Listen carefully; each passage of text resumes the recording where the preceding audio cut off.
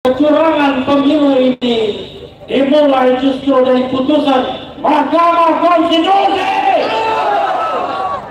Karena itu kita kasih kesempatan MK untuk mengabulkan permohonan kita. Apakah permohonan kita cukup beralasan untuk dikabulkan? Saya bersaksi banyak alasan untuk membatalkan pemilu ini. Kita kawan-kawan semua, ada banyak dalil yang kita sampaikan kepada Mahkamah Konstitusi. Tapi yang paling penting adalah coba tanyakan kepada hati nurani kita semua dan para hakim konstitusi. Satu pertanyaan, apakah pemilu ini curang?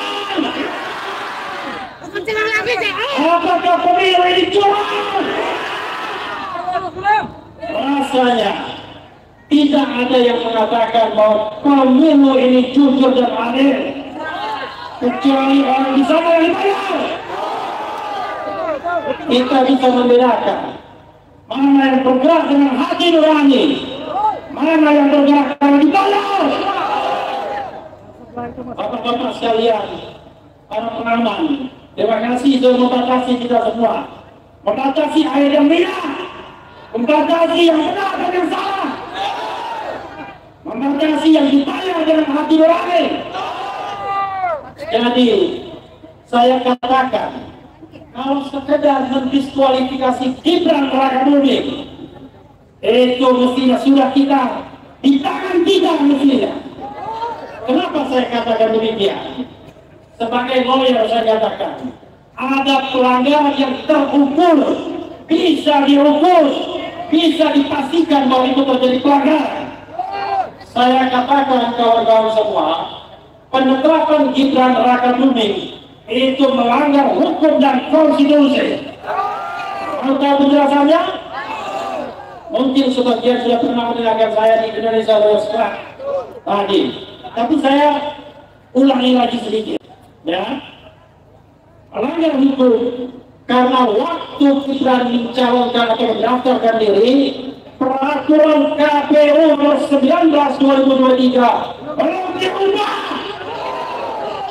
sehingga berdasarkan prosedur dalam pendaftaran, maka kita tidak bisa mengatakan bahwa ini pendaftaran yang sah. Ini pendaftaran yang ilegal. Tolong meriahkan, ilegal. Jadi ini pendaftaran yang ilegal. Karena itu saya mengatakan melanggar hukum, paling tidak pelanggaran terhadap peraturan yang dibuat sendiri oleh Mahkamah Konstitusi. Kalau cuma pelanggaran prosedur, nanti MK bilang, 02 bilang RTN, itu kan pelanggaran administrasi biasa. Tidak boleh dong ditimpakan kepada Gibran dan Prabowo Subianto. Saya katakan kawan-kawan semua, dan dengarkan hakim-hakim Mahkamah Konstitusi, bahwa itu tidak hanya pelanggaran hukum, tapi pelanggaran konstitusi. Kenapa saya katakan demikian? Karena pendaftaran Gibran itu sesuatu yang konspiratif. Ada konspirasi antara KPU dan 02. Kenapa saya tahu demikian? Karena KPU tidak bertindak independen, KPU tidak bertindak adil dalam hal menerima pendaftaran Gibran Rakabuming. Dia tahu putusan MK itu menurut Profesor Yusril Iza Mahendra yang tidak lain adalah lawyer 02, terlebih dahulu katanya, terlebih dahulu katanya dilakukan perubahan PKPU. Ini putusan kontroversial. Kalau diberikan kepada saya akan bilang maaf ya, biar dikasihkan ke orang lain saja daripada nanti memunculkan kontroversi. Itu sebelum Yusril menjadi lawyer 02, Tapi setelah menjadi lawyer 02, dia bela yang salah. Padahal jelas sekali. Contoh lewat saya katakan bahwa pendaftaran itu melanggar hukum dan konstitusi. Nah, hakim konstitusi mudah-mudahan tidak menggunakan hati nuraninya untuk setidak-tidaknya mendiskualifikasi Gibran Rakabuming.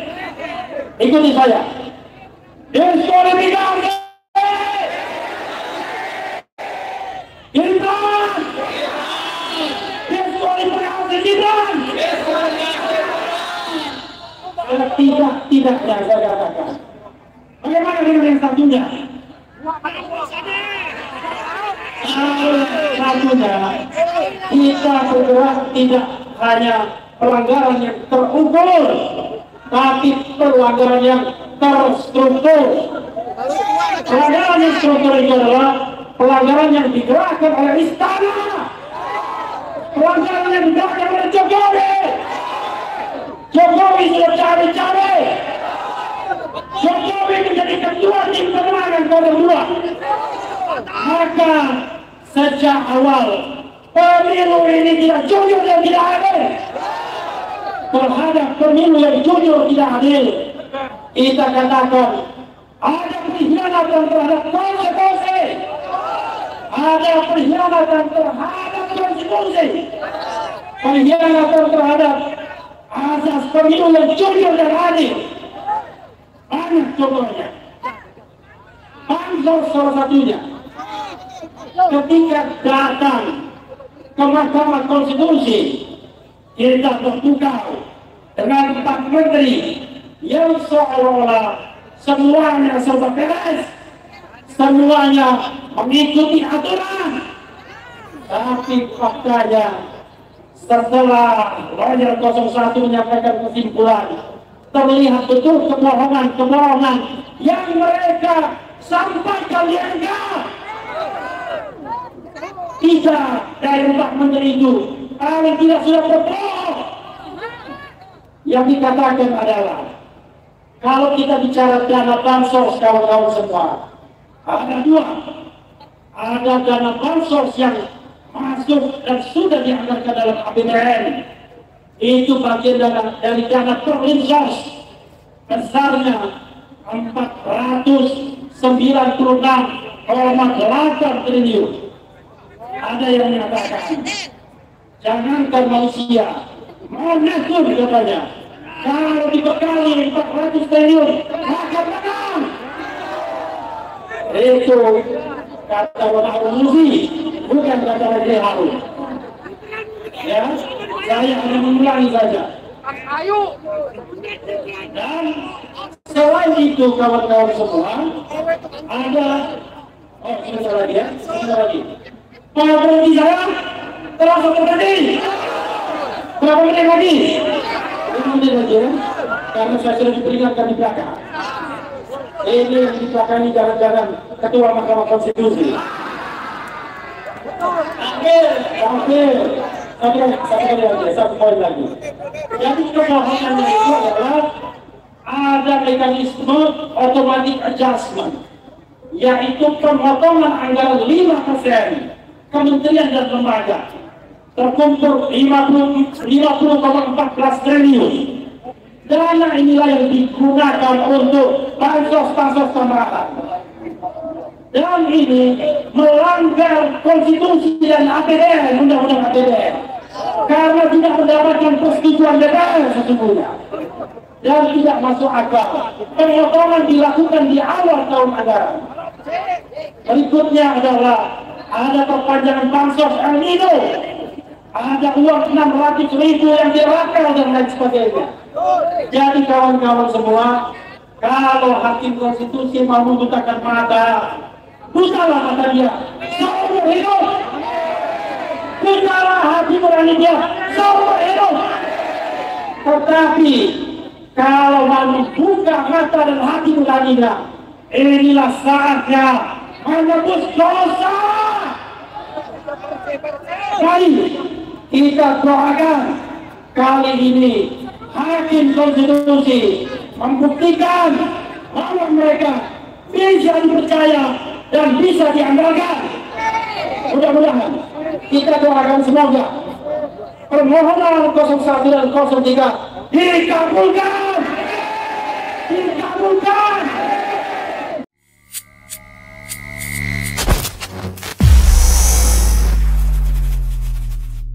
To be or not to be buat presiden.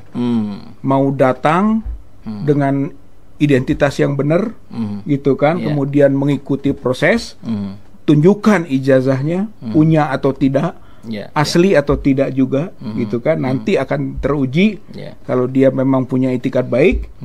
Kalaupun dia tidak punya itikat baik, misalnya, gitu kan, nggak hadir, atau dia seperti ini lagi, gitu kan, identitasnya nggak jelas lagi, kuasanya berbelit-belit lagi, misalnya, akhirnya dia dianggap tidak sebagai pihak, maka hakim akan memutuskan, Pak. Itu namanya putusan first take.